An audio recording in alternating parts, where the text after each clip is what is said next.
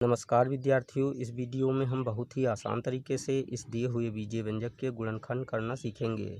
तो विद्यार्थियों, यहाँ पर दिया हुआ बीजीय व्यंजक है ax plus by plus bx plus ay।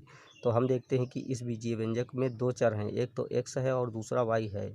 तो सबसे पहले हम इस बीजीय व्यंजक के गुणनखंड ज्ञात करने के लिए सजातीय पदों को सजातीय पदों के साथ में रखते हैं, अर्थात यहाँ पर x वाले पदों को x वाले पदों के साथ में रखते हैं व y वाले पदों को y वाले पदों के साथ में रखते हैं।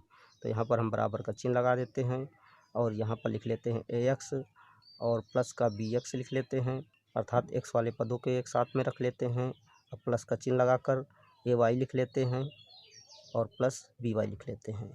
अब हम इन दोनों पदों में अर्थात x वाले दोनों पदों में व y वाले दोनों पदों में कॉमन देखते हैं, अर्थात उभयनिष्ठ देखते हैं।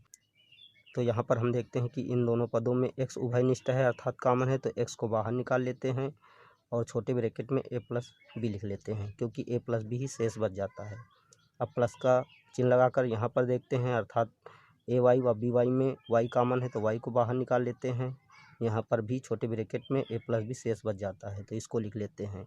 अब हम अगले स्टेप में यहाँ पर देखते हैं कि इन दोनों पदों में जो कॉमन होता है उसको बाहर निकाल लेते हैं। तो यहाँ पर देखते हैं कि इन दोनों पदों में a प्लस बी कॉमन है, तो a प्लस बी को छोटे ब्रैकेट में इस तरह लिख लेते हैं तथा दूसरे छोटे ब्रैकेट में x प्लस वाई को लिख लेते हैं।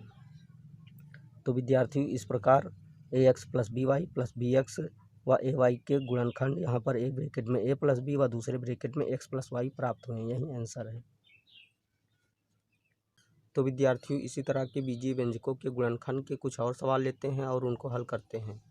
तो विद्यार्थियों, यहाँ पर हमारा जो दूसरा सवाल है, इस सवाल में x square plus x y ये व्यंजक दिया हुआ है, इसके गुणनखंड ज्ञात करने हैं।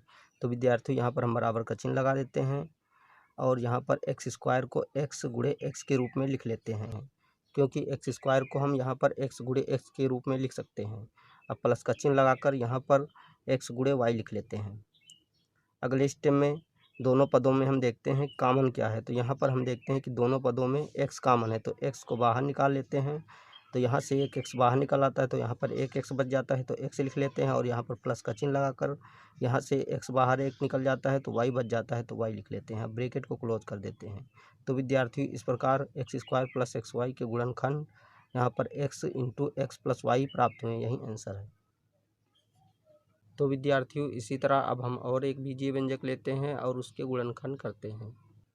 तो विद्यार्थियों, यहाँ पर दिया हुआ बीजीय व्यंजक है x y plus y z plus डब्लू वाई, तो इसके गुणनखंड ज्ञात कर लेते हैं। तो यहाँ पर हम बराबर का चिन्ह लगा देते हैं, एक्स वाई को एक्स गुणे वाई के रूप में लिख लेते हैं, प्लस का चिन्ह लगाकर इसी तरह वाई जेड को वाई गुणे जेड के रूप में लिख लेते हैं तथा डब्लू वाई को भी डब्लू गुणे वाई के रूप में लिख लेते हैं। अब हम देखते हैं कि इन तीनों पदों में कौन सा चर उभयनिष्ठ है।